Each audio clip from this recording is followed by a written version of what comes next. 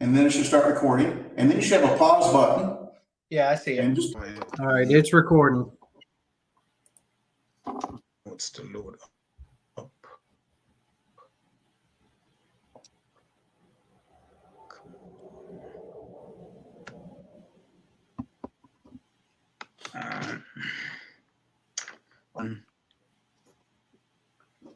Today at the book of Hebrews.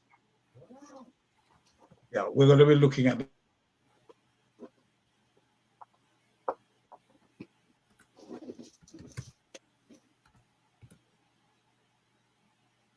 Did he just breathe on y'all's screen? okay. All right. This session is on the book of Hebrews. All right. Now, one of the hallmarks of the book of Hebrews is that it continues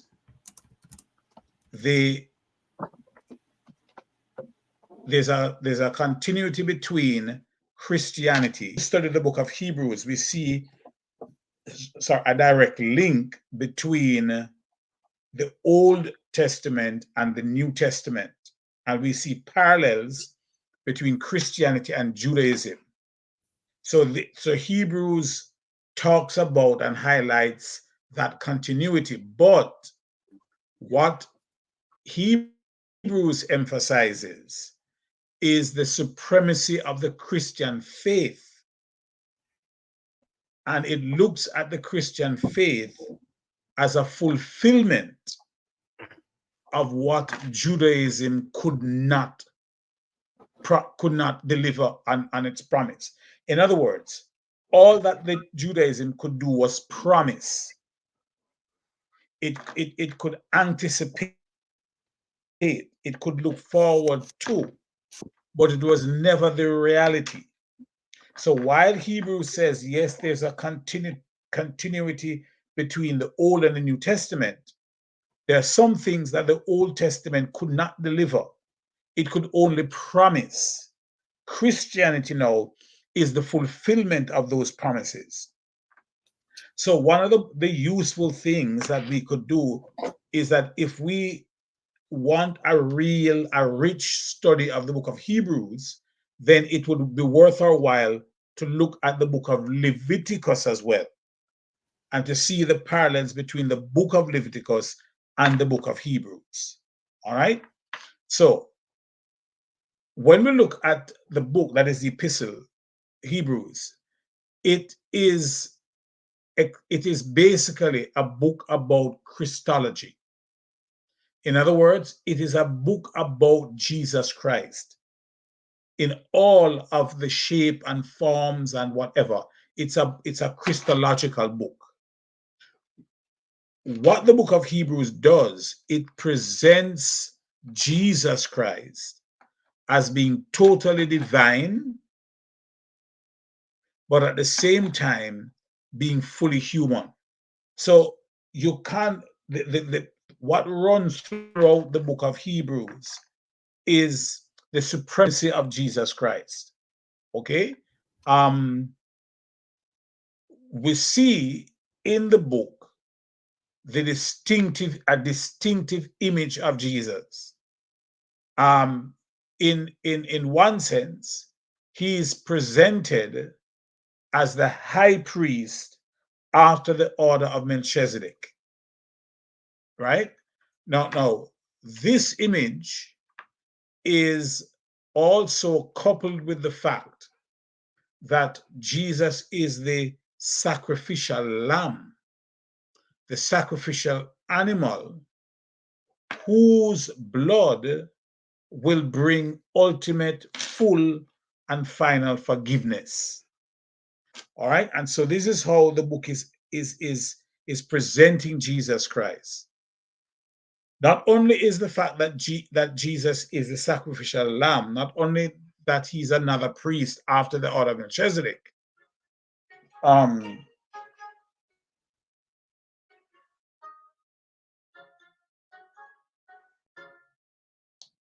right, after Melchizedek, But what we see in the book of Hebrews as well is that Hebrews draws on the idea of the heavenly sanctuary. Of course, the earthly tabernacle was but a shadow of the heavenly sanctuary. All right. So, what do we know about the book? The book directs us, and the ultimate point of the book is that we can find rest, we can find forgiveness, we can find fulfillment, and we do through Jesus Christ. All right.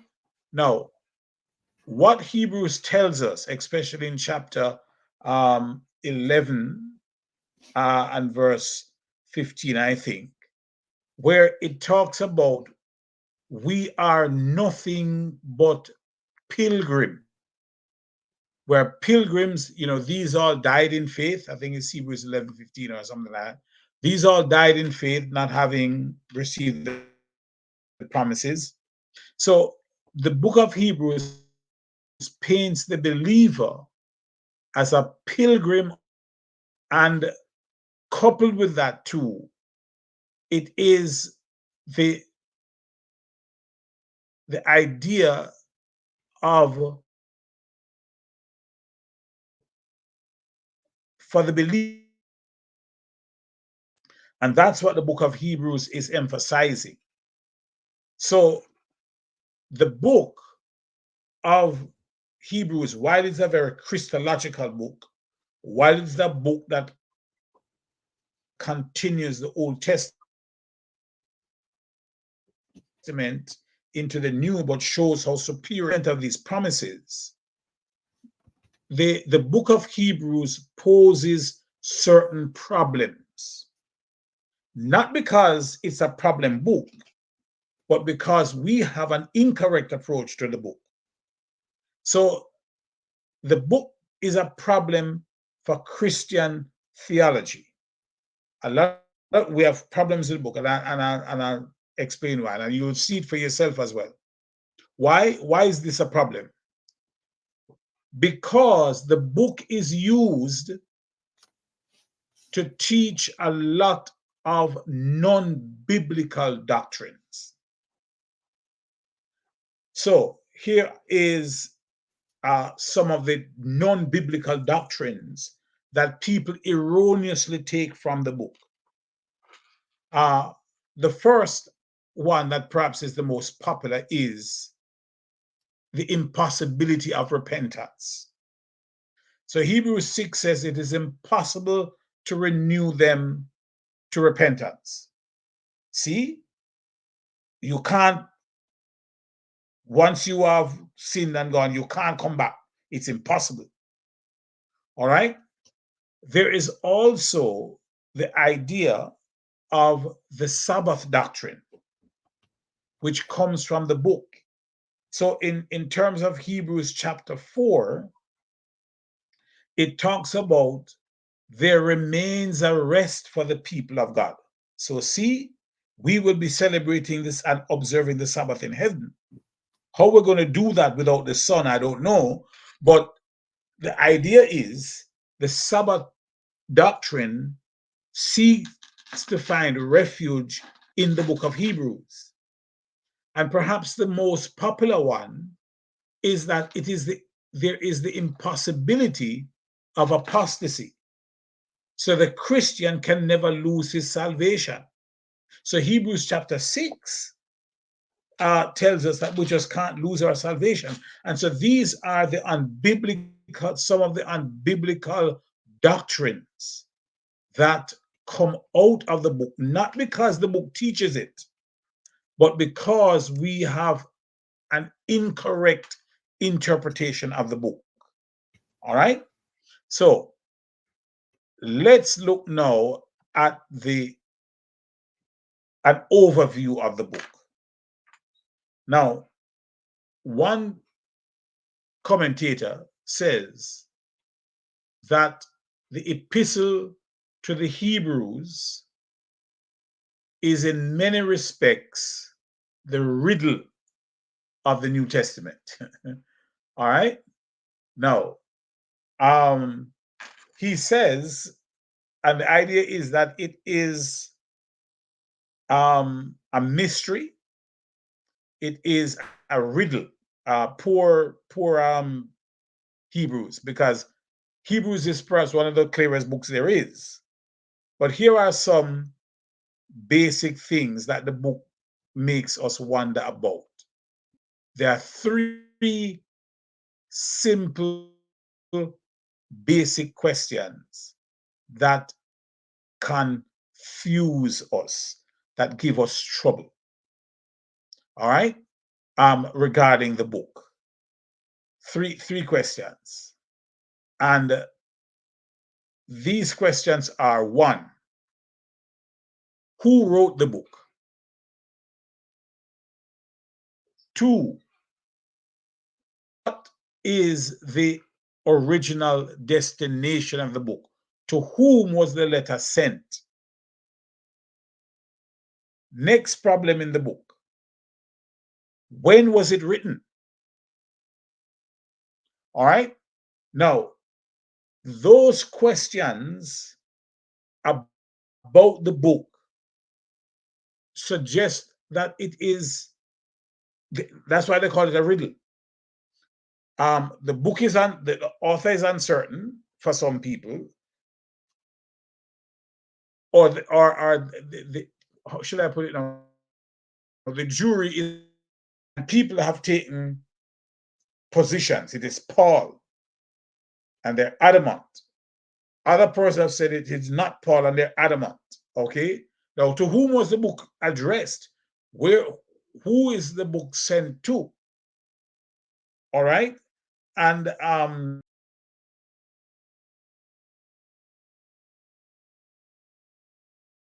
right. Oh So these no. are some of the complex questions. Yeah. Keep Yes, Go going. yeah. ahead, thought we lost you. No, you think. Just keep going, Eddie. What I'm saying.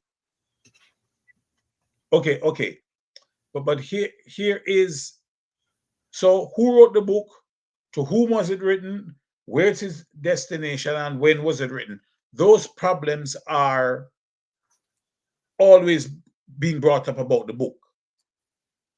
But here is essentially what the book is about.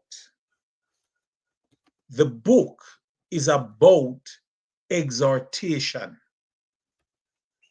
And it is one of the greatest pieces of exhortation in the New Testament. It's the book is about who wrote it and where it was written and all of those kind of things. When we get into issues like those, we forget that the book is about encouragement. It's about gratefulness. And so these questions, so my take on the book in terms of the author is, I don't care who wrote the book. It doesn't matter. That's not a question that is relevant. It's what does the book say to me as a child of God? You see, what is the content of the book? So I don't know who wrote the book of Chronicles, but is it going to, as I sometimes say, does that affect the price of rice in China? No. But I mean, scholars have, made it an issue. Well, All right. But we're going to look at who the arguments for the authorship, though. Question. That's why Somebody's going to say something? theme, yes, that's why the theme. That's why the theme, the phrase "let us," in Hebrews happens 13, I think 13 to 16 times. Let us. The exhortation that you're talking about deals with so much of let us. so we can move forward to get an understanding Yes. of the complexity of what's written in the book.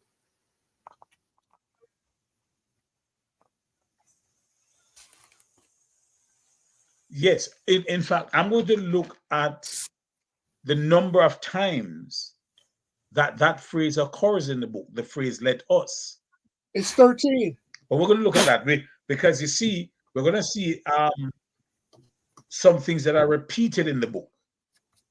Not just "let us," but also "better." All right.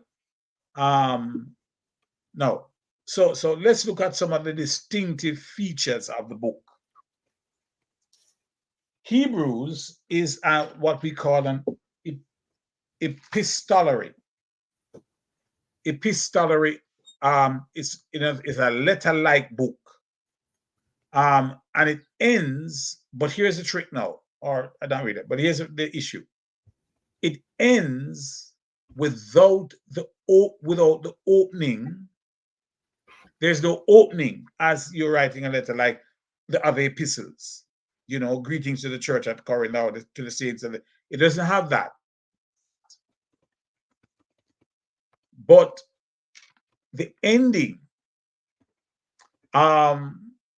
is where we see a letter-like quality in the book. So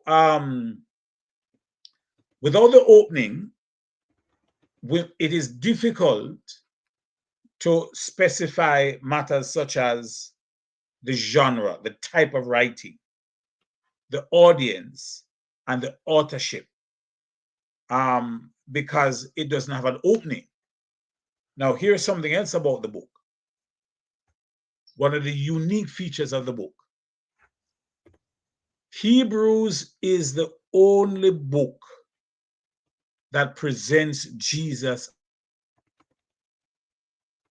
And if I were going to give a test, I'm not giving any though, that would be one of the questions that I put in. Now, let's look at some passages here. You skipped out for a second. The only book that presents Jesus. Hebrews. Yes. As the high priest. Oh, I skipped out. Okay. What I'm saying. Gotcha.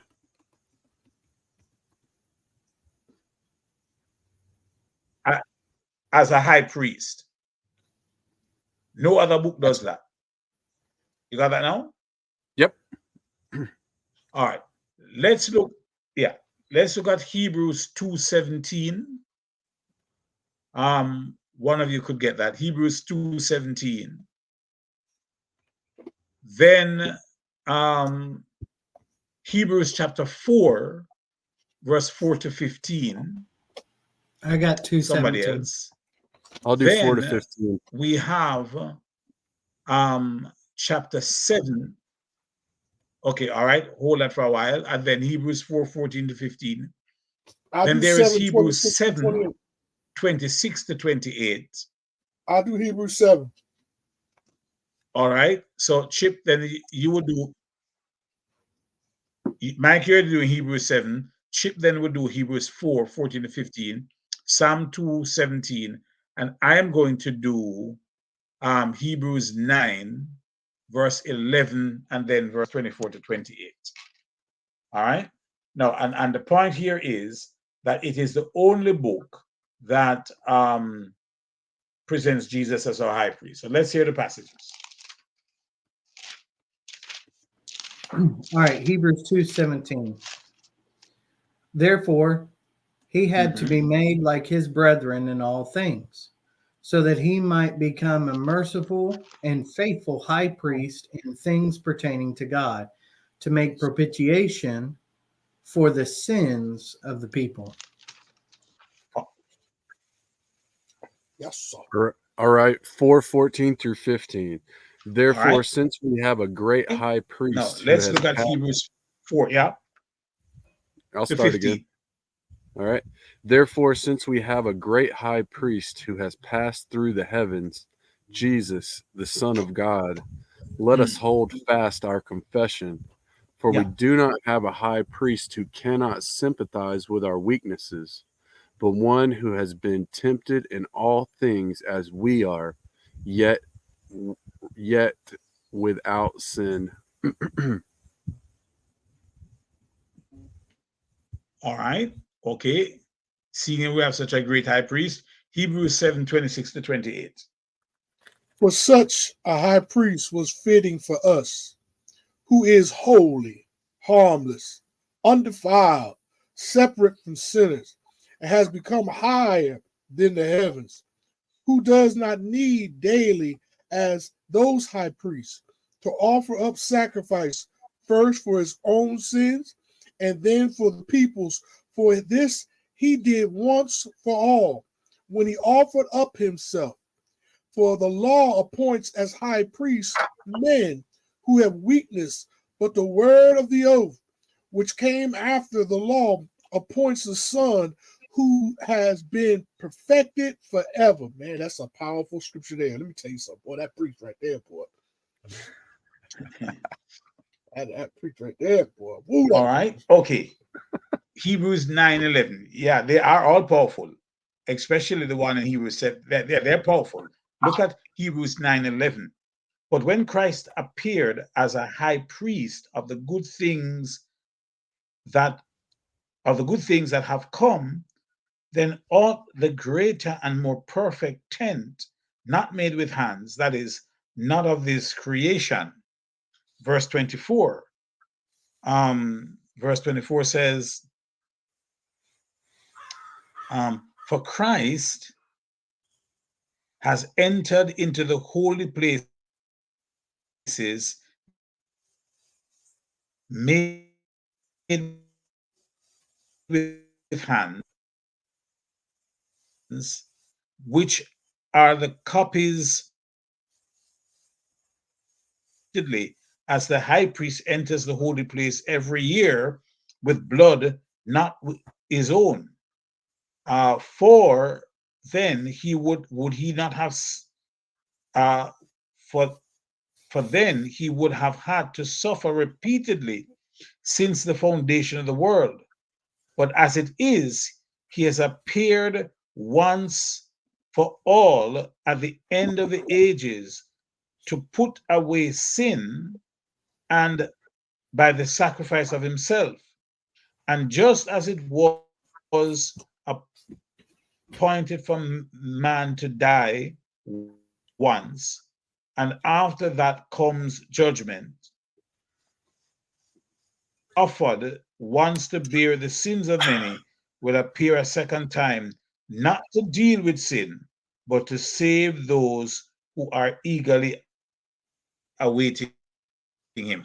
And so the whole issue is Jesus Christ is our high priest. Okay? Mhm. Now,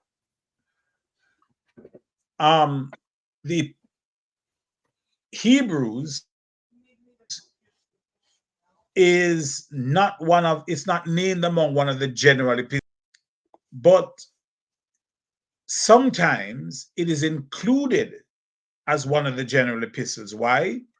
Because what it does, because of its content, it summarizes the transition from the old system to the new in that kind of a way. It shows that from the Levitical priesthood to the Christian system was prefigured and predicted in the Old Testament. So even though it is not one of the general epistles, it sometimes is included because of its content. All right. Now let's go to the vexed question of the authorship. The authorship of the book of Hebrews. Now, the book has many authors, or it has only one author, but people have said that there are different authors and different people writing it. All right. Now, so the authorship is uncertain. Many authors that have come to be, that have been credited as the writer includes some of these people. And there is one name that is going to be very, very familiar to one person in the class. There is Clement of Rome. He is thought to have written the book. There is Barnabas. There is Silas. Sam? Silas? Yeah, he wrote Silas is Silvanus. There is Apollos. People think that is Apollos. People think that it is either, it could be Aquila and or Priscilla. Mark is suggested as one of the authors. Luke is suggested as another author. Epaphras is one. Jude, for some people.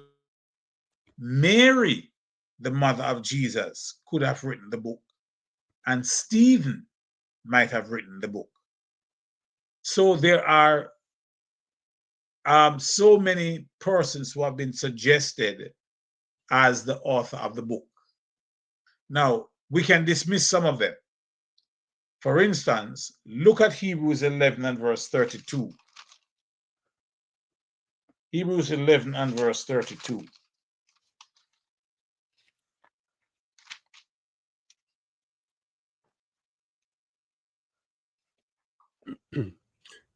And what And what more more? shall I say? For the time would fail me to tell of Gideon, of Barak, Hebrews 11 and of verse 32. Samson, of Japheth, also of David and Samuel, and the prophets. All right.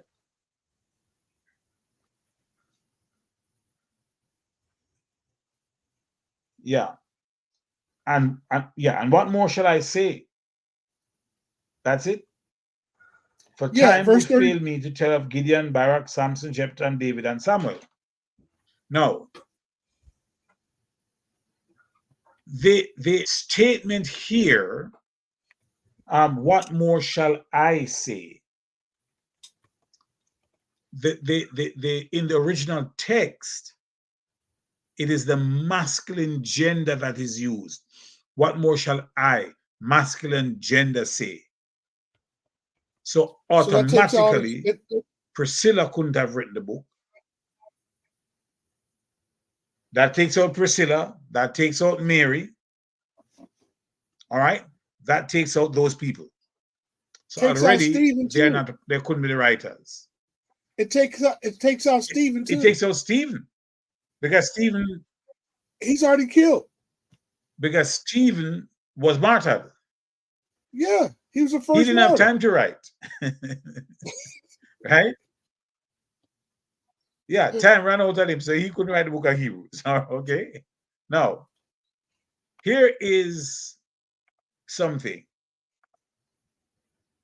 It could not be Clement of Rome either, because that's post apostolic times. And these epistles were written within apostolic times. No, the absence of sources from these people show that these suggested things are no more than, these suggested names are no more than speculation about who could have written the book. Now, why is it, we're going to look at now, why is it that people doubt that Paul is the author? Well, you didn't mention Paul in this list. I was kind of... And there are at least 4 reasons. Well, yeah, no, Paul is not in that list. Because, yes, I see your point, Chip. Good point.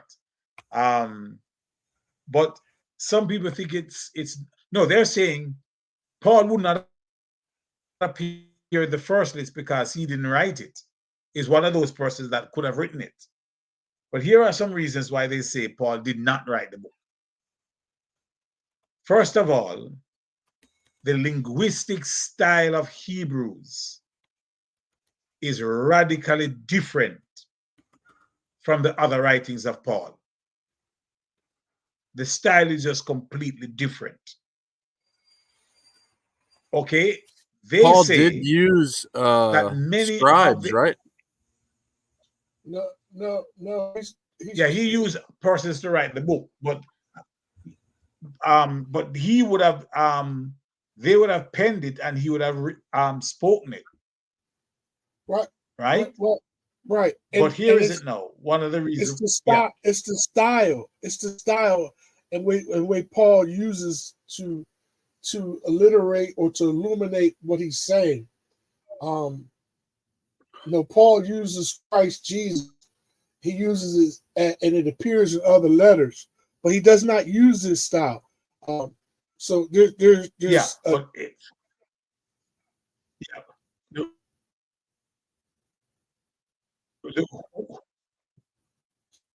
Yeah, man, go on. The expressions right. The expressions are different in Hebrews. Sorry, Mike. Go on. No.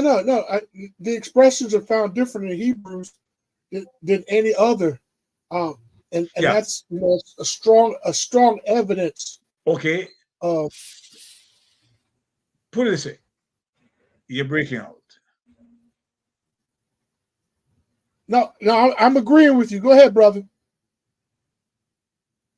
You're cutting you have a delay on your side. Okay. For instance, the way that Paul, yeah.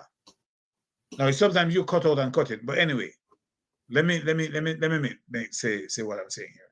But because I hear some of it, but you're cutting out. That are used in Paul's writings don't appear in Hebrews. In the book of Hebrews, but it appears in other times. It is used, that phrase Christ Jesus is used some 90 times in the rest of the Pauline epistles, but it does not appear in Hebrews. So Paul is not the writer. That is the argument. All right. Now, look at Romans 11:13 and Galatians 2:8. Romans 11:13 and Galatians 2:8.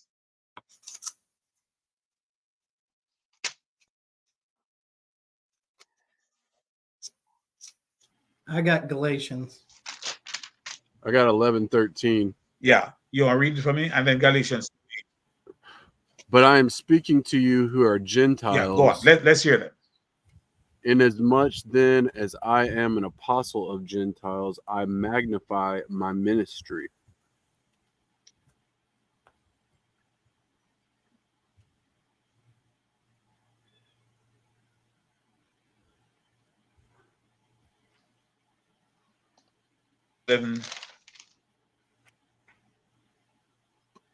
Romans 11:13. Okay, toldship. Paul says, I'm speaking to you Gentiles. All right. Look at Galatians 2:8. Okay. Galatians 2:8. For he who effectually worked for Peter in his apostleship to the circumcised effectually worked for me also to the Gentiles.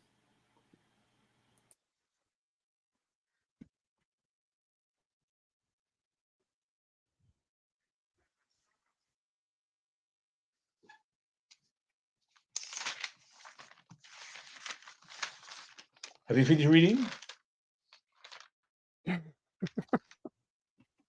Yeah, he finished. All right. Anyway, in these two passages, Paul calls himself an apostle to the Gentiles.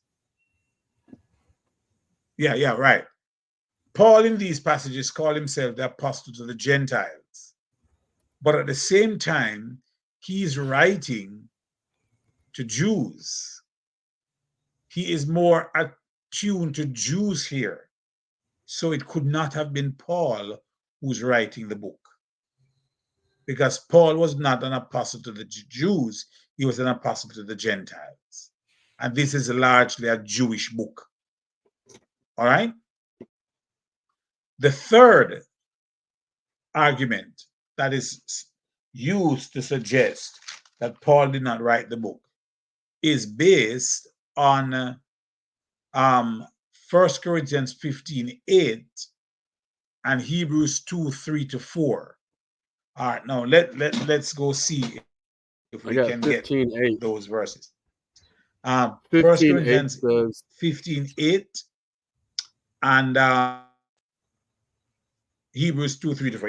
Yes, Chip. 15:8 says, and last of all, as to one untimely born, he appeared to me also.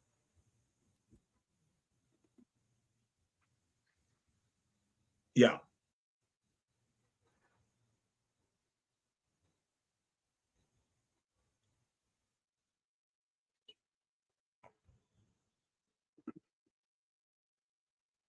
Did you hear that? Are you reading? Hebrews, yeah. Hebrews 2, 3, and 4. Yeah, well, yes, okay, that's 15:8, where, yeah. How shall we escape? So in 15:8, Paul says, I was the last person to see him.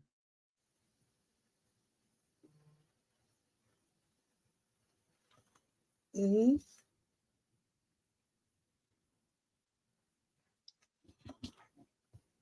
Hebrews 2:3-4. Hebrews 2, 3, and 4. How shall we escape if we neglect so great a salvation, Yeah. which was first began to be spoken by the Lord, and was confirmed to us by those who heard him? God also bearing witness both with signs and wonders, with various miracles and gifts of the Holy Spirit, according to his own will. So it had to be an apostle or a disciple that was present at least at the day of Pentecost, right? Yes, right. But here's the point now. Paul says, I was an eyewitness of the risen Christ. But the Hebrew writer says, I know about Christ secondhand. So Paul says, it is someone who told me. The Hebrew writer says, it's someone who told me that led me to faith. But Paul says, I saw him firsthand. So that argument is, it could not be Paul who wrote the thing. All right? Because he would not have described himself as someone who came to faith through the preaching of somebody else that was confirmed by them that heard us. You see what I'm saying? And so the apostle had the writer here had to depend on somebody else's testimony. That is not the case with Paul. Maybe it was Mark. All right. Now the other point that it wouldn't work, right? So Paul, here's another thing now, is that the prominent themes in the Pauline letters do not appear in Hebrews. All right? And some of the themes in Hebrews don't appear in Paul's letters. For instance, the high priesthood of Jesus. So on the one hand, some of the themes that Paul talk about, justification, redemption, forgiveness, doesn't appear in Hebrews. And when Hebrews talk about the high priest and the tabernacle and the lamp, doesn't appear in Paul's epistles. So the idea All right. So those are the arguments against Paul. Now, here is some of the issues. Some of the statement and themes in Hebrews do parallel things that can be found in the letters of Paul, but they are not as pronounced as they are in Hebrews. That is not to say that he is not the writer.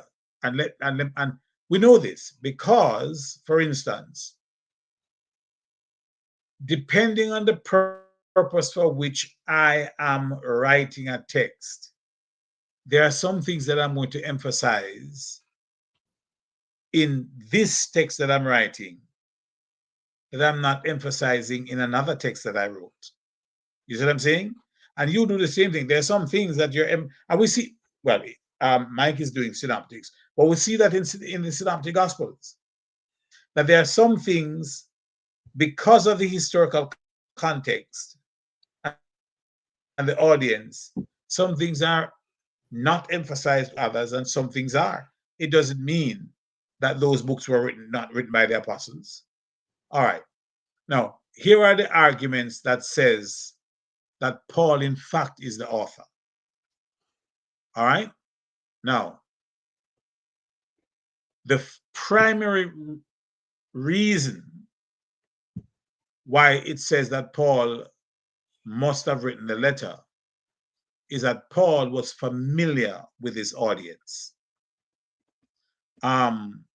Look at chapter 5, verse 12, chapter 6, verse 9 to 10, and chapter 10, verse 34. What was the last one? Chapter 10, verse 34. Galatians 5, not Galatians, Hebrews 5, 12. I got 5:12. Hebrews 6, 9 yeah, 5, 10. 12. Then there's 6, 9 to 10. And there's 10:34. And there's then 10 to 10:34. I'll get 10:34. I got 5:12. All right. So the losses will fall on Psalm for 6, 9 to 10. For though by this time you ought to be teachers, you need someone to teach you again the first principles of the oracles of God, and you have become to need milk and not solid food.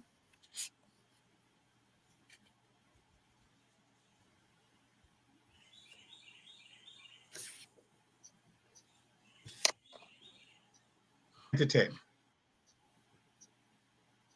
All right. But, beloved, we are convinced of better things concerning you and things that accompany salvation, though we are speaking in this way. For God is not unjust as to forget your work and the love which you have shown towards his name in having ministered and in still ministering to the saints. Okay. Here's 10:34. For you showed sympathy to the prisoners and accepted Look now at joyfully. 10:34. Okay. 10:34. For you showed sympathy to the prisoners and accepted joyfully the seizure of your property, knowing that you have for yourselves a better possession and a lasting one.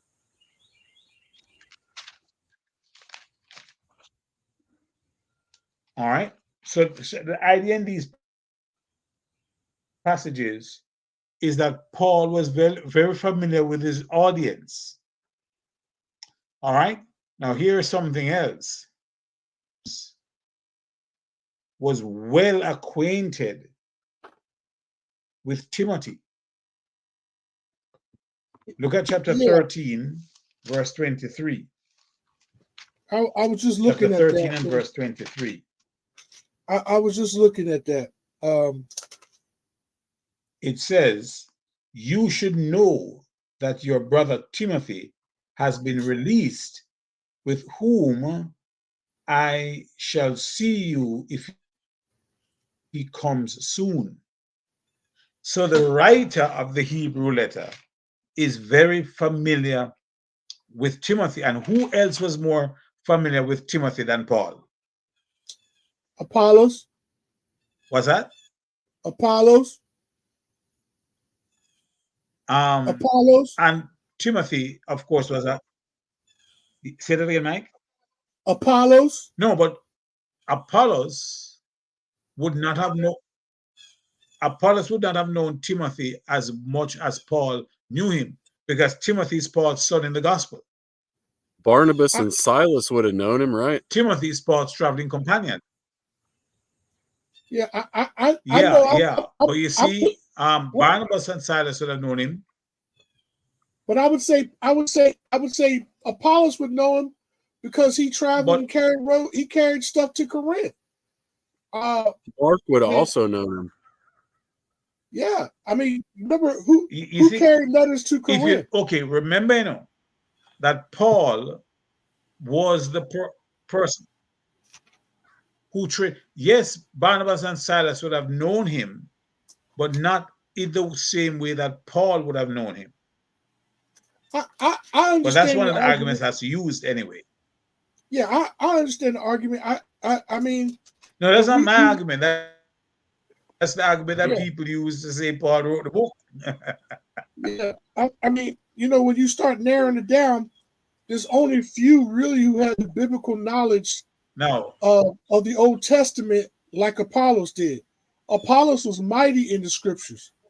And he knew that old Septuagint, so he knew the system of the law. And then the time frame is contemporary. But I got it. I argue the Holy Spirit wrote it, and I just move on. Yeah. You see, we can argue the authorships, because the point that Chip brought up about Barnabas and Silas, to say that because he knows Timothy. All right, Luke would have known Timothy, because Luke was also a traveling companion with Paul. And if Timothy is going to be a traveling companion with Paul, he would have known Timothy too. And Luke is one of the suggested writers of the book. Yeah, all right. Okay. Now but here's something else now about why they think that Paul wrote 16. Yeah, yes, Mike. 1 Corinthians chapter 16. Look at verse look at verse 10. And if Timothy comes, see that he may be with you without fear, for he does the work of the Lord, as also do I also do. Therefore, let no one despise him, but send him on his journey in peace, that he may come to me, for I am waiting for him with the brethren. Now concerning our brother Apollos, I strongly urge him to come to you. And the whole point is good point. The whole point. Yeah, that's powerful. Yeah. And you see, the idea is that some of these arguments are they're not watertight, put it that way. Right.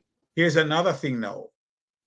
The person who wrote the book, and they're saying it could be Paul, is that the person was very familiar with the Levitical ritual of the Jewish temple. All right? And Paul, being a Pharisee, would have been such a person. I need some other important things that I want to go through. But that would be, they use chapter 5, verse 1 to 4, chapter 7, verse 5 to teach that, and verses 27 to 28. So the person they're saying Paul wrote it because he would be very familiar with the Levitical system. Another reason is that the person who wrote the book, and so they're suggesting it had to be Paul, was well versed in the Septuagint. And we see that coming out in chapter 1, verse 5 to 13. I'm just going to give you these verses. Chapter 1, verse 5 to 13, chapter 2, verse 6 to 8, and then verses 12 to 13, and of course, chapter 3, verse 7 to 11. The fifth reason why they say Paul would have written the book is that the benediction and greeting with which the letter closes suggest it is a Pauline letter. All right? And we see that in chapter 13, verse 20 to 24. Now, here is this one that I think you can't fight. Look at chapter 10, verse 23. This one I will I want us to look at. Who wrote the book, and they're saying it had to be Paul because the writer was in chains.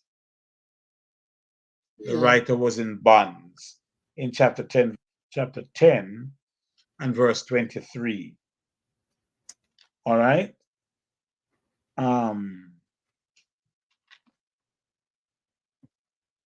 What scripture was that? 10:33.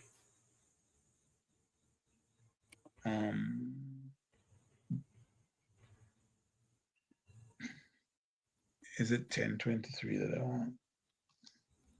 No, you don't want 10:23.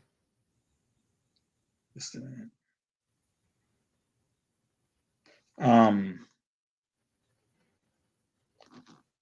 There is it 33? Just a minute. It's 34. But the idea is that It's 10:34, Eddie. he was Eddie. It's 10:34. Yes, verse 34 rather, not 34. 34. For you had compassion on me in my change, and joyfully accepted the plundering of your goods, knowing that What ye verse is have that? a better 34. 34. 10:34. It's 34. Yes. Yeah. It's yes. For you have compassion. Yes. Verse 30, verse 34. All right, thank you. Now, another thing is that outside of the biblical evidence, Hebrews is associated with Paul from as early as the 2nd and 3rd centuries. All right. People who have attributed the writings to Paul would be like Clement of Alexander near the close of the 2nd century. The 3rd century papyrus, Hebrews places the Paul as the author. So as early as the 2nd, 3rd, 4th centuries, Paul is attributed as a writer. All right. Now let us look at the occasion and purpose of the book. All right, the occasion and purpose of the book. The traditional power. Here are some things now. Listen. Here's what I'm saying. The traditional power of the Hebrew religion, the social excellence of its priests, the liturgical or the worship richness of the ceremonies, together with the reverence of the sacred scriptures that the Jews had, and their passionate patriotism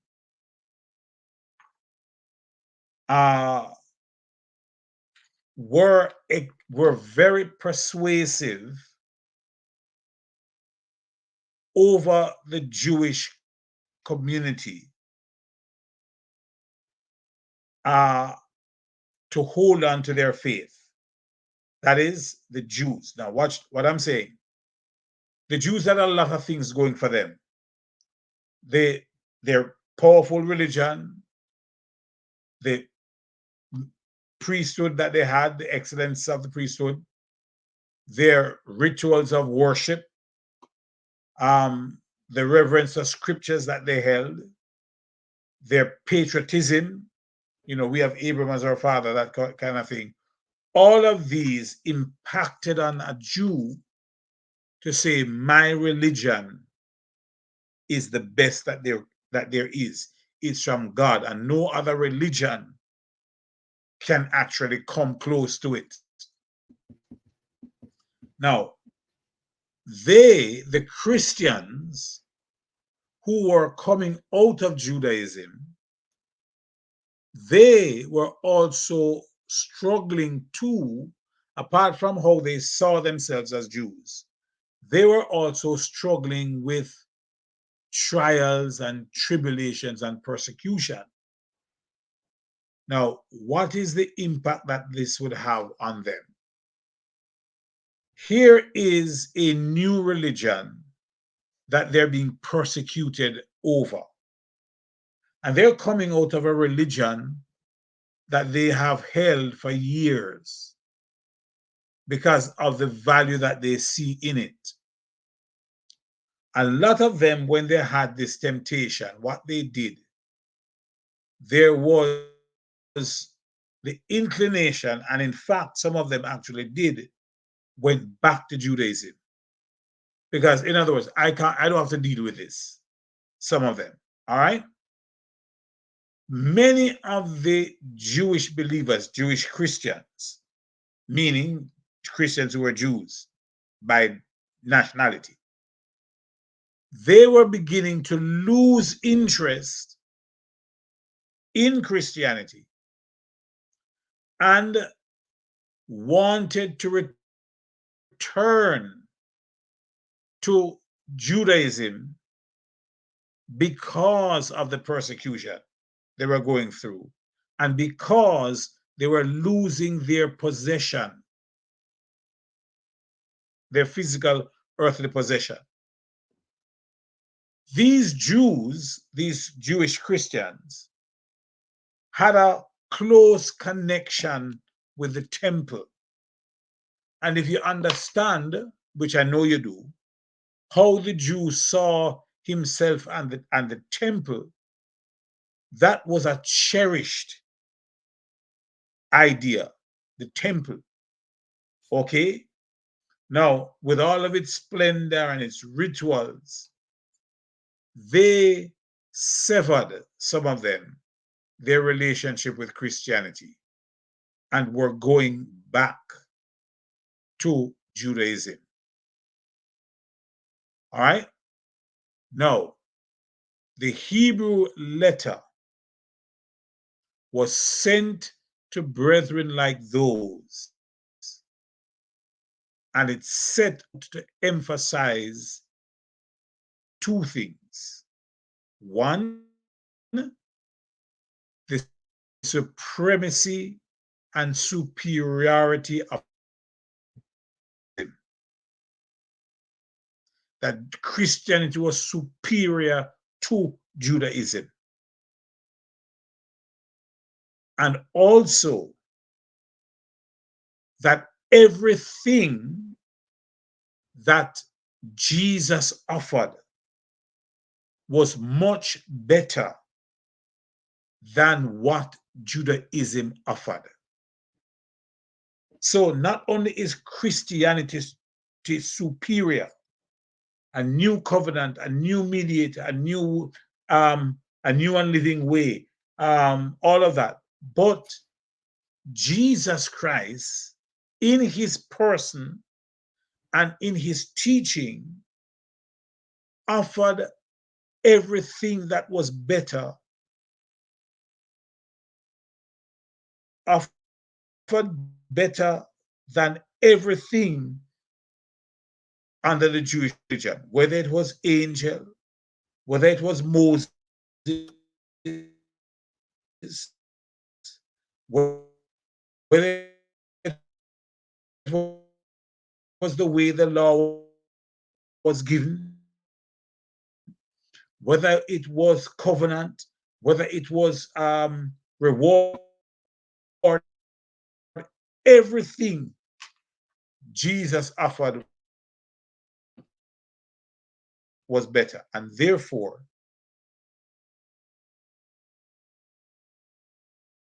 going back.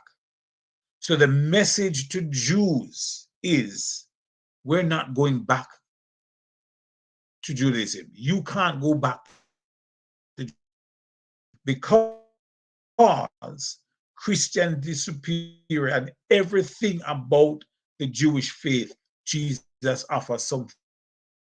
Paul wrote this exposition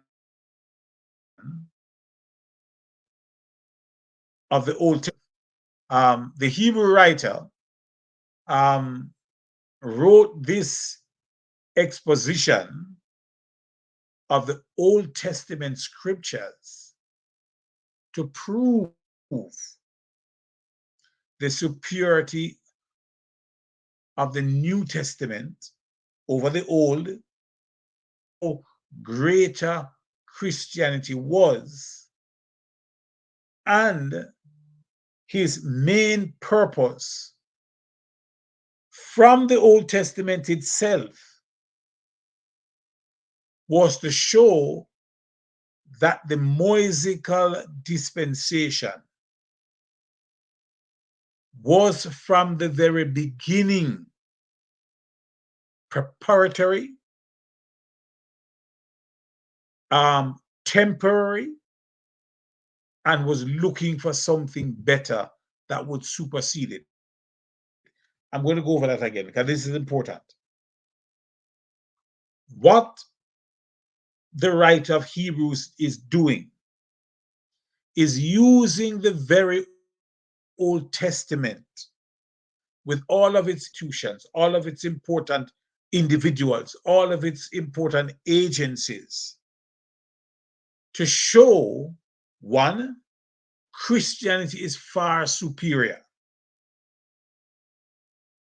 Two, that Jewish system transitory. It was not meant to be permanent. It was only a preparation for something to come that would be better than it is, and it would supersede it. All right? For the Hebrew writer, Christ is the only true high priest for all of mankind. Why is it that the Hebrew writer picks up on all of these important institutions? Because he's trying to show that in the spiritual needs of its adherents, Christianity was able to accomplish much more than Judaism. Well, it's not just much more. Right? It's the completeness. No, English. It's not much more. It's the completeness. Good. Exactly. The absoluteness. Exactly. There is nothing else higher than coming to Christ. He is the fullness. So when we quote scriptures and we look at correlating scriptures, he is the head of the church, the Godhead fully in fullness, having the preeminence. Nothing can be before him.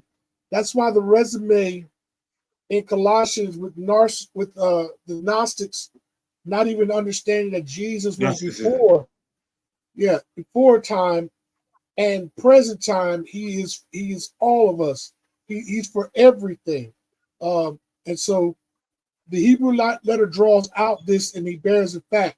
That's why even when you look at Hebrews chapter 2, he goes back to the beginning of Adam, that Adam first had dominion over the world. But yet, when sin entered in and he fell, then Adam lost his dominion. So we see Jesus made a little lower, crowned with glory. So all those things are significant, and it points to a theme. Let me say this real quick. If somebody is trying to, it points to the theme of the superior Christ and the Christ. Right. If someone's trying to torture you or make you leave or disbelief, they go down a certain regimen. And what the writer here does, he goes down a positive regimen of there is no other way to prove that Jesus is who he is except through the scriptures that he's prophesying fulfillment. That's why I think it's so important as you look at, when we look at the outline of different things, we see how it goes down. He first is the great spokesman. Then he's greater than angels. Then he's that high priest. Then he's greater than Moses. He's greater than Melchizedek. He goes on those themes and he keeps building us to a point.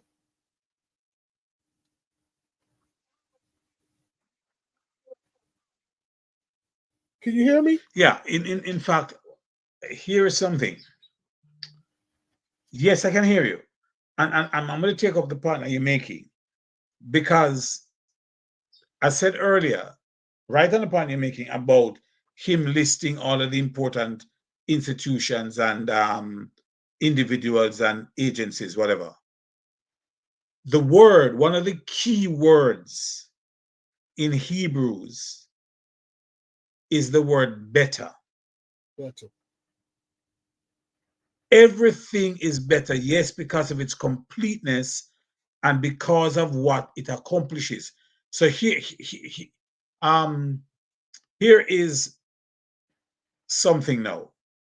The word better it occurs 13 times in the epistle. So Jesus is better than this. He's better than that. The new covenant is better than this. It's better than, all right. I'm going to run through these quickly. All right. Hebrews 1:4. Hebrews 6:9. Verse 19, verse 22. Hebrews 8:6. Hebrews 9:23.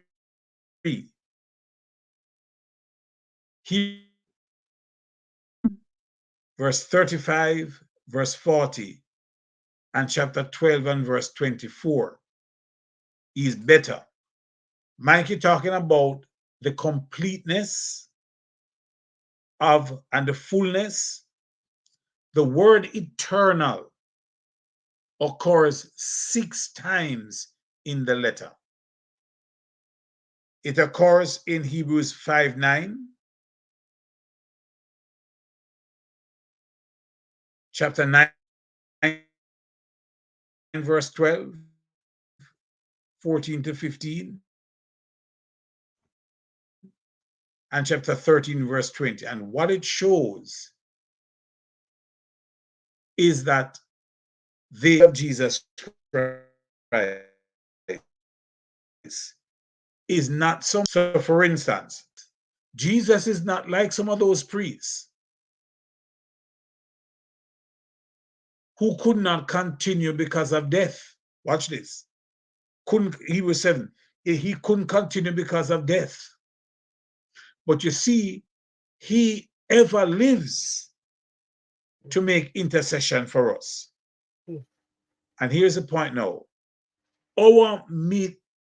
His mediatorship never ends. It's complete. And that is why it says Jesus has appeared once to save all, one time for all time. All right. Now, here's another thing about the letter. The argument in the letter is to show the superiority of Christ, and this is the point that Michael was making, the superiority of Christ over all and everything that was central and important to the Old Testament system. Now, here are some things now. One, Christ is superior to angels. In Hebrews 1, verse 1 to 2, straight verse chapter 2, verse 18. So from Hebrews 1 straight to chapter 2, verse 18. Jesus is superior than Moses, the lawgiver. Hebrews 13, 1 to 4 and verse 13. He's superior to the priest of the Levitical priesthood. Hebrews 4,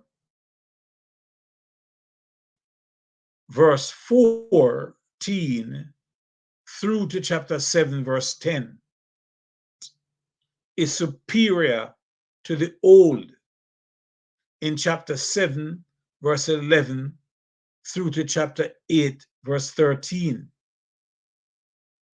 Christ is a superior sacrifice and is greater than animal sacrifice in Hebrews 9, verse 1 to 10 through to chapter 10 and verse 39. The blessings of Christianity are superior to the blessings of Judaism in Hebrews chapter 11, verse 1 to 40. Christian faithfulness. And now here is the climax now. The writer is building up to a crescendo. He is superior to this, he's superior to this, he's superior to this, he's superior to this. What is his conclusion? Therefore, your Christian faithfulness under the law. And he says that in chapter 12, from verse 1 to chapter 13 and verse 25. Here is it. Look at chapter 13 and verse 22. What is the book about? Verse 22 of chapter 13. How we approach God. I appeal to you, brothers. Go on. How we approach God. How the importance of the blessing in approaching God no other way. Hold on. Oh, I'm in chapter 12. Chapter 22, chapter 13, verse 22. Chapter 13, verse 22. Yeah. And I appeal to you, brethren, bear with the word of exhortation, for I have written to you in few words. I appeal to you, brothers, bear with my word of exhortation.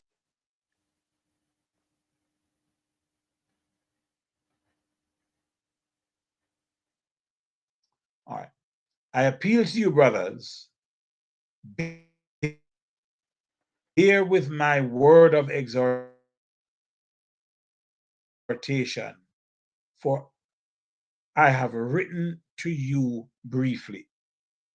Paul says this is a long exhortation. All right. So the book of Hebrews is actually a word of exhortation. He's exhorting the brethren to remain faithful, given things that they have encountered. Now, let's look at the theme of the book. Brother Fisher. Yes.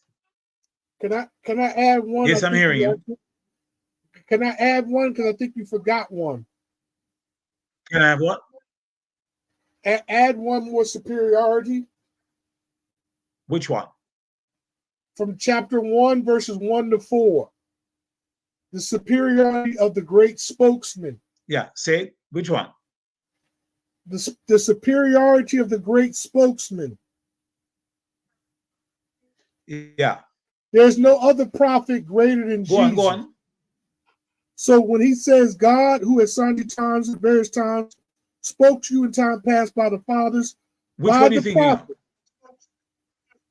by the prophets, has in the last day spoken to us by his son. Okay. Yeah. Well, the message. Yeah.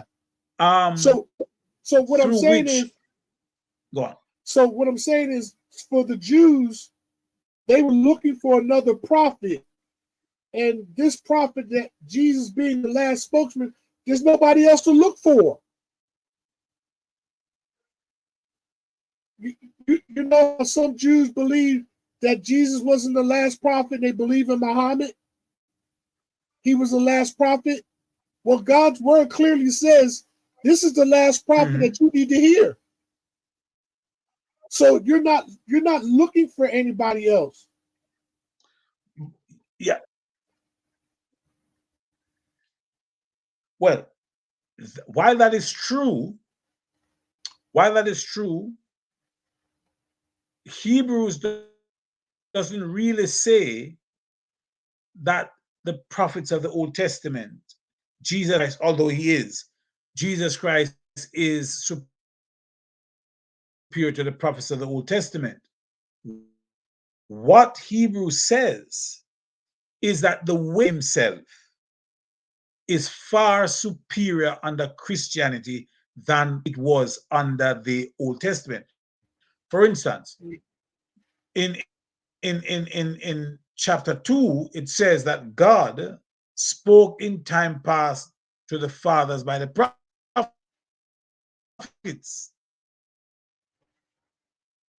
What the writer is making their point there is this: the message that God was rudimentary. It was through different ways, it was through different means. He did it, okay. When God wanted to speak to Balaam, he did it through a donkey. He wanted to speak to Elijah, it was through the wind. You see, so God had different means. It was rudimentary, it was not structured. And therefore, it was there was no order. But now in the New Testament, he speaks to us through his son. That's definite. So while it is true that they didn't see Jesus as the prophet, the Jews, what the Hebrew writer is saying is that, look here, in the way that God sends his message to mankind, it is more superior, because now it was through prophets, it was through angels. No, it is through his very. It is a better and superior means of revelation than it was under the Old Testament. You see the point I'm making? Mm-hmm. Yeah. Hello? Yeah. Yeah. I keep thinking all right. about Okay. I think about Deuteronomy 18:18. And the reason why, if you don't hear this prophet, this great one that was coming, and all the words he said, you need to obey it. And it was proof. But if you ever got into a study with some of the Muslims, they don't believe that Jesus is the last prophet. They like to claim Muhammad is the last prophet.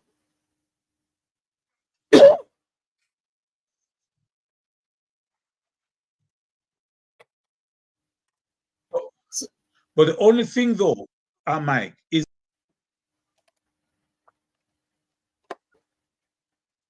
Yeah, but you see, the book of Hebrews don't deal with that. And because Islam came years after. Well, And in fact, years after borrowing from Christianity and Judaism. All right. So the point I make is that the agency through which God's message comes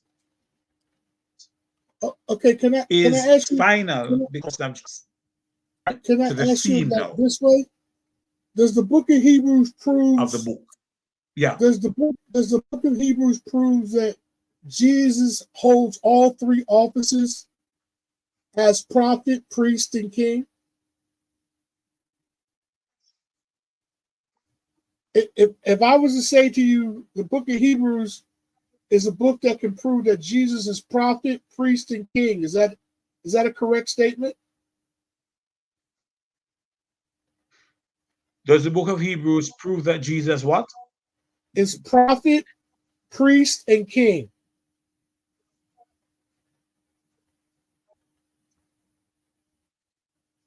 You're breaking up, Mike, because I'm not hearing the question. Does the book of Hebrews do what? Prove that Jesus is prophet, priest, and king. Mm-hmm. Sam, repeat it, Sam, so he can hear you. I don't think he's going to be able to hear anybody.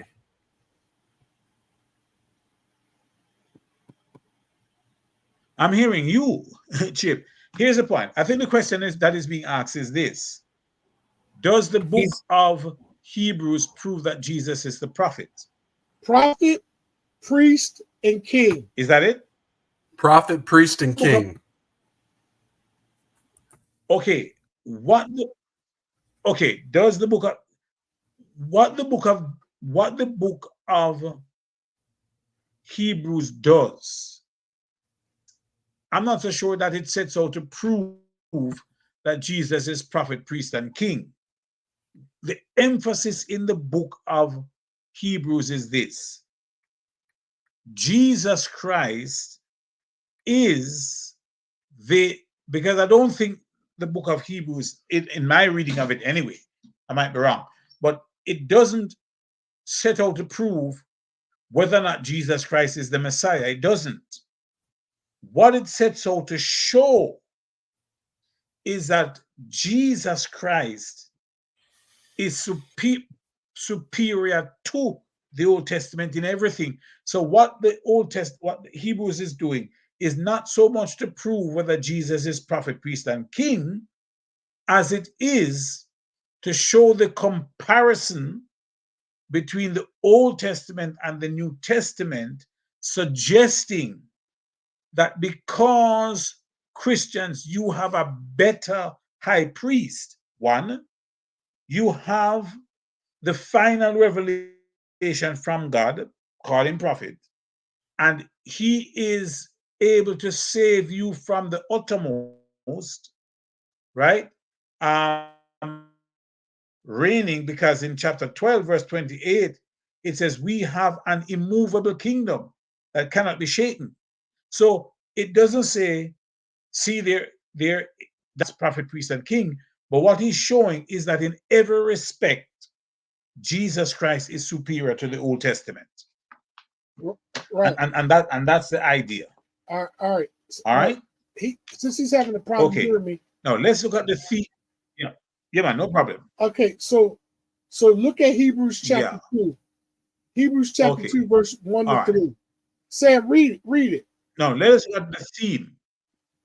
Let's look at this. Which one? Go ahead, Eddie. We'll talk about this later. Go ahead. Yeah, okay, all right. Now let's look at the theme. Now, there are some key words in the epistle. The key word is better. The key verses are chapter 1, verse 1 to 4, chapter 8, verse 6, and chapter 12 and verse 2. The key phrase in the book is by faith. And the key chapter is chapter 11. Now, the message of the book is one of encouragement to remain faithful and not to apostatize back into Judaism.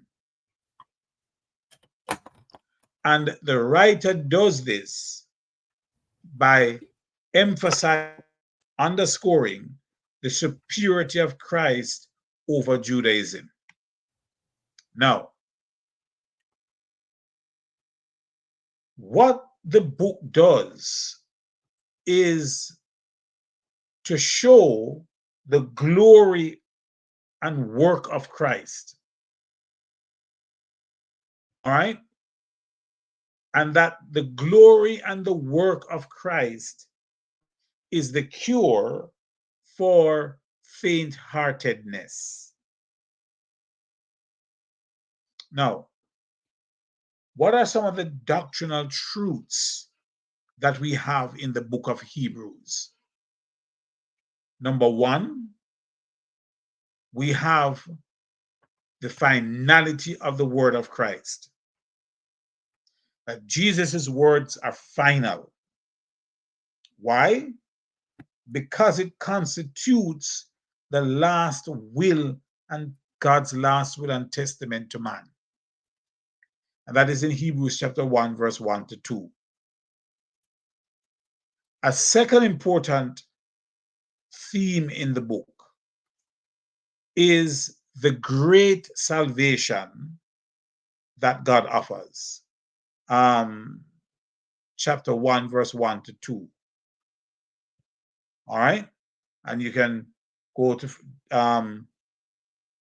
look at why is the great salvation, why is the salvation described as great? Anyway, the third thing, doctrinal truth that the book emphasizes, is the dangers of unbelief.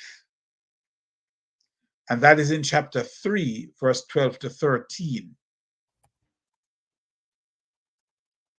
Now, another important theme in the book is that Christ is our high priest. He is our mediator, and he is the new and living way. That is discussed in chapter 7, verse 22 to 28, and chapter 10, verse 23 to 25, and verse 36 to 39. Now, here are some things here.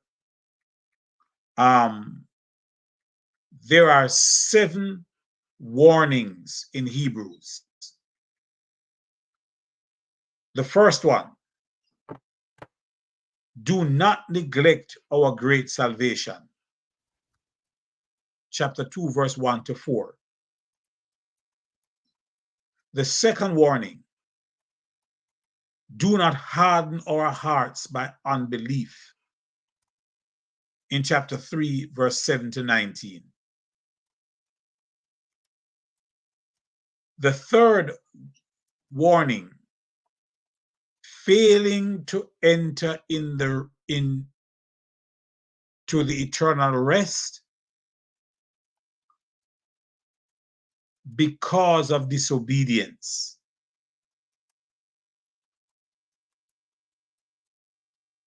Failure, the brethren are warned against failure to go on to perfection. In chapter 5, verse 11 through to chapter 6 and verse 20. You said failing to enter into the eternal rest because of what? I'm sorry. There is because of disobedience. Because of deceitfulness of sin and disobedience, unbelief. Chapter 4, verse 11 to 13. unto perfection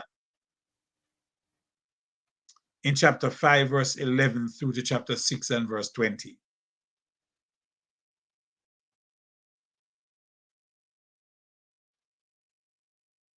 There is the warning again in chapter 10, verse 26 to 31.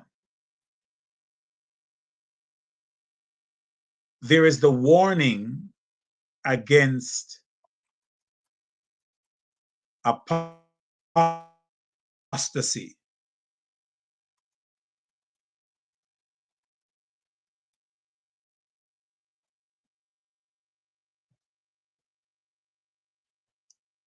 And there is the warning against strange doctrine in chapter 13, verse 9 to 15.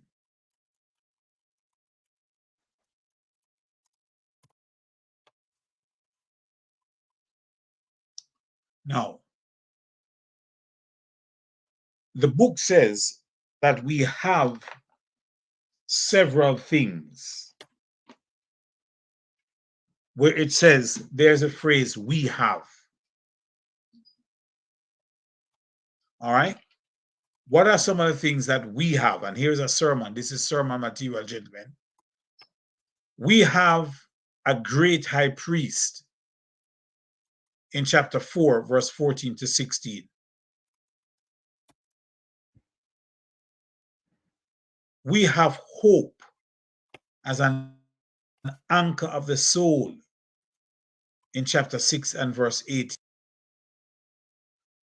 We have an everlasting possession in heaven in chapter 10, verse 30. We have an altar of Christ's sacrifice for our forgiveness in chapter 13 and verse 10. We have an abiding city here and a heavenly city hereafter. Hebrews 13:10. All right. Hebrews 12. All right. And verse 28. We have received an unshakable kingdom. Okay.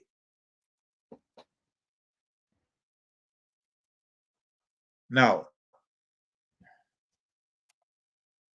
there is, wait, I might be able to finish, you know.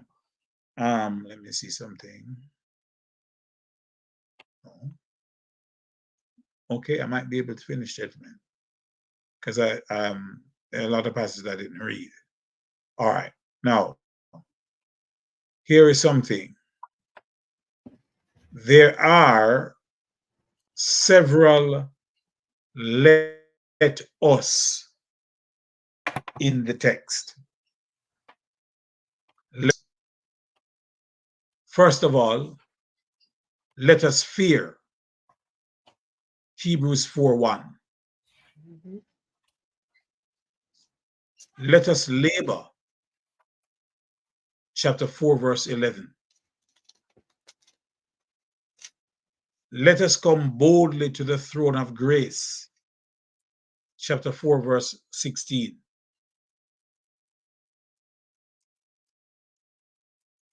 Let us go on to perfection.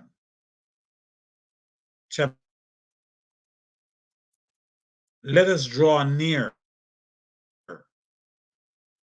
Chapter 10, verse 22. Let us hold fast.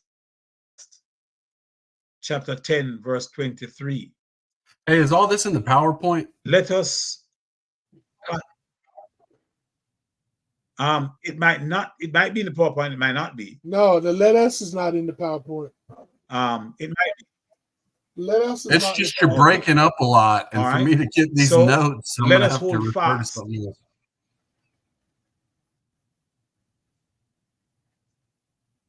All right. What did you miss?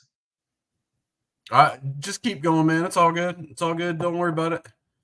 I was just hoping there was something else I could refer to. Hey, Chip, Okay. I'll send you my notes too. Thank you, my brother. Yeah, act right, Sam. Don't be stingy. Keep All going, right. brother Fisher. Keep going. Hold fast was the last one I heard. All right. No. So that's why it says, okay, no, this one is what Sam is doing. Let us consider one another. Chapter Oh 10 and man. verse 24. Wow. Boy, you get some brownie points today, boy. You double dipping, boy. Both hands in this one. Woo! Yeah. Considering, Chip, that's good. Let us lay aside which one? Every weight. Hebrews Let 12. us lay aside every weight. Chapter 12 and verse 1. Let us have grace. Chapter 12 and verse 28. Let us go forth in chapter 13 and verse 3. Sorry, chapter 13, verse 13. Let us go forth. And of course, one we're always quoting, chapter 13 and verse 15. What does that say? Let us offer the sacrifice of praise. All right, so those are the let us. Now, there are certain things that are better. All right, the way of Christ is the better way. Now, what the writer argues in Christianity, argues to the Christian, is that Jesus is better than anything else and everything else.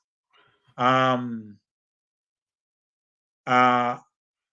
have to tell you this. When I used to teach English at the school, this boy, he was, very, very brilliant. So he had graduated, and then he texted me, "Sir, why is it that Jamaicans are always saying more better? That's wrong, right?" And I said, "Yes, that's wrong. They should know more better than that." But it's much better. All right. Now here's the point. There are more there are more betters. Listen to this now. There are more betters in the book of Hebrews than anywhere else. All right. So here is it is where we have now in chapter 1, verse 1 to 4. We have a better high priest in chapter 4, verse 4 to chapter 10, verse 18. We have a better way, the way of faith, in chapter verse 25. We have a better medium, that is through which the message comes. Chapter 1, okay, I'm repeating myself. We have a better revealer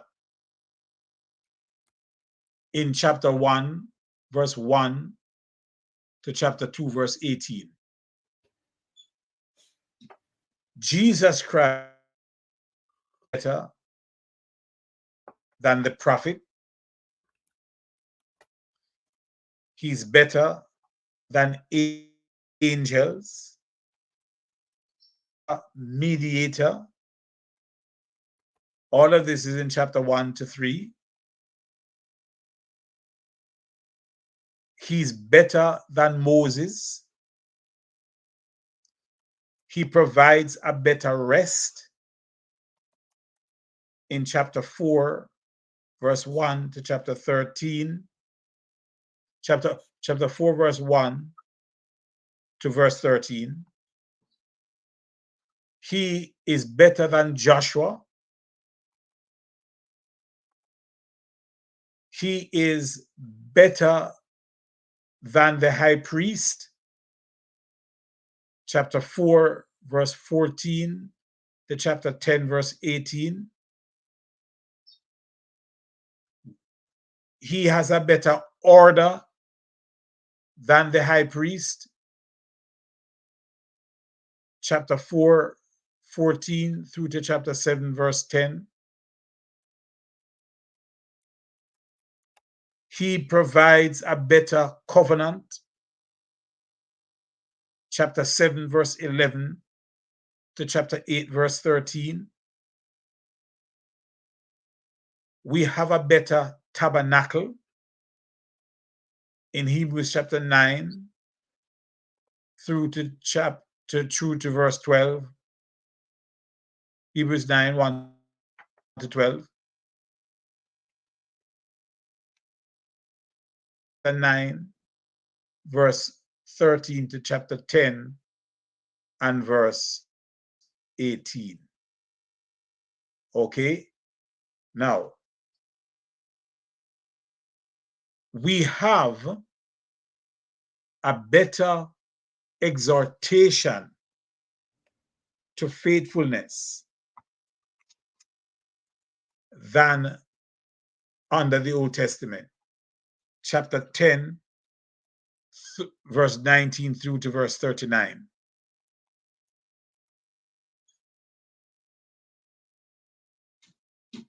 In the book of Hebrews, there is a discussion of faith, its meaning, its importance, its nature,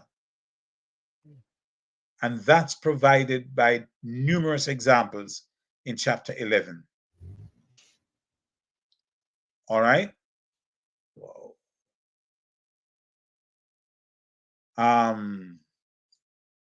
What the book does is sets out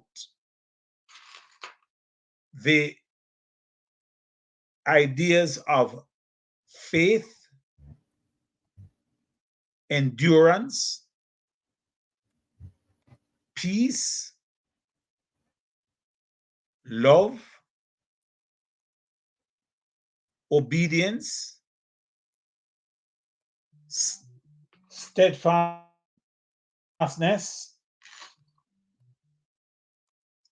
and prayer in chapter 12 through to 13. What was the last one? All right. Prayer? No. Prayer. Yeah. All right. Say it again. I got it. And prayerfulness in chapter 12 through to chapter 13. All right. I know Chip has to leave, but I'm almost completed. And You got 10 minutes. Okay, but here is the question now. Okay, great. The book of Hebrews explains the reason of the Old Testament forms and shadows.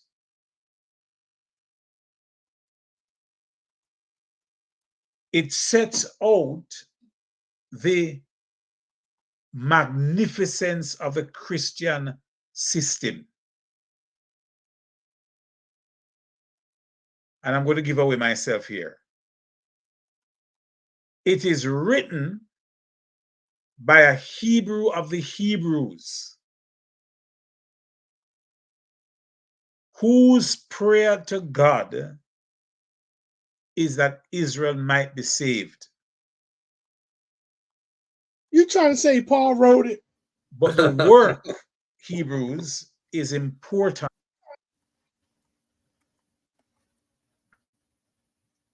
Oh, you Look here, just let gave me yourself away. continue with the lecture, please. Yeah, you just gave yourself away. Sam, you deducted 2 points because you should have helped him with that. He just messed his whole argument up.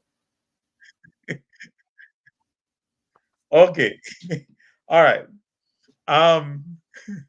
It Hebrews stands as not just for the Jews, and in terms of them not going back to Judaism, but it stands for the fact that if we keep our eyes, chapter 12, verse 1 to 2, on Jesus, and if we run with patience the race that is set before us, we will receive the crown.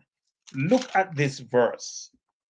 Hebrews chapter 10, verses 30, verses 36. What's it again? Hebrews what? Hebrews chapter 10, verse 35 through to verse 36. Therefore, do not throw away your do not confidence. throw away Hebrews 10, 35 to 36. Mm-hmm. Go ahead, Chip. Yes, Jim. I was just trying to read it. Read it. Yeah, go on, read it. Okay. Therefore, do not throw away your confidence, which has a great reward, for you have a need of endurance, so that when you have done the will of God, you may receive what was promised. Yes, sir.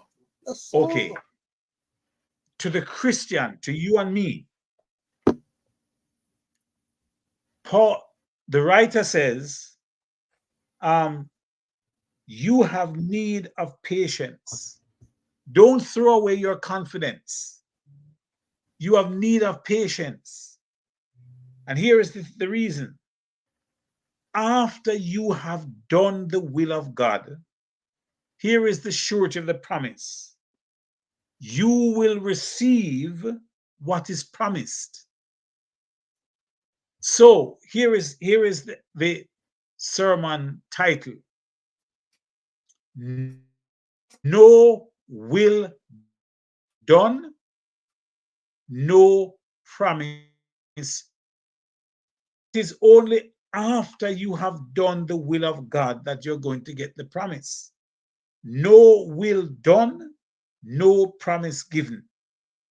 So what the book of Hebrews does is not only say that the Jews need to look to Jesus to remain faithful. We as Christians today need to do the same thing. All right? Now, these exhortations that the book presents suggest that we can trust Jesus. We can trust his promises. And let's look quickly at Hebrews chapter 6. All right. Now watch this. Read Hebrews chapter 6, verse 13. No, in fact, let me make it a little. God is Okay. faithful. Look at verse God is faithful. 18. Well, you want verse? Yeah, look at verse 18. Okay, Hebrews 6, verse 18. Right down to verse number 19. In fact, to 20. that by two immutable things in which it is impossible for God to lie, we might have strong consolation All right. who have fled for refuge to lay hold of the hope set before us. This hope we have as an anchor of our soul, both sure and steadfast, and which enters the presence behind the veil, where the forerunner has entered for us, even Jesus, having becoming the high priest forever according to the order of Melchizedek. You see, here's the point. By two immutable things, it's impossible for God to lie. What are those two? And his nature. Once we put our trust in God, hope is the anchor of our souls. He will give us what he has promised. All right? Now, quickly, let us look at the outline of the book.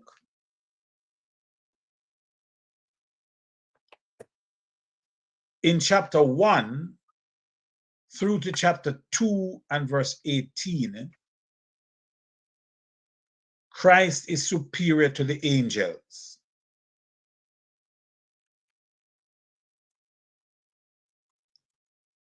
In chapter 3, verse 1 to chapter 4 and verse 13, Christ is superior to Moses, the lawgiver.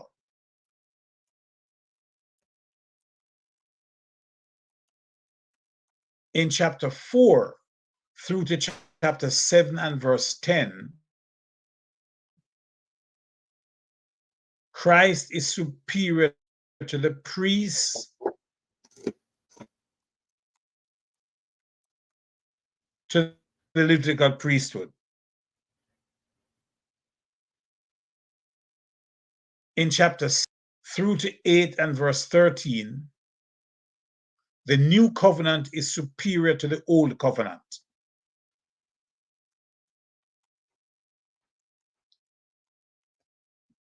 In chapter 9, verse 1 to chapter 10, verse 39, Christ is a superior sacrifice greater than the animal sacrifices. Chapter 11, verse 1 through to verse 40, the blessings of Christianity are superior to the blessings of Judaism. And chapter 12 to chapter 13, verse 25, Christian faithfulness should be superior to faith under the law. And that's the book of Hebrews. You did good. 1201. Yes, I did. Yeah, yeah, because I sort of tried to passages that some passages that I really didn't comment on. I just gave them to you and that caught up at the time. And we didn't go for break anyway. No.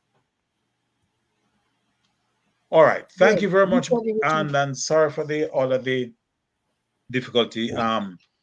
On Monday, we will look at the epistles of Peter. Epistles of John. No, the epistles of John. We did Peter already. The epistles of John. Yeah, first, second, and third.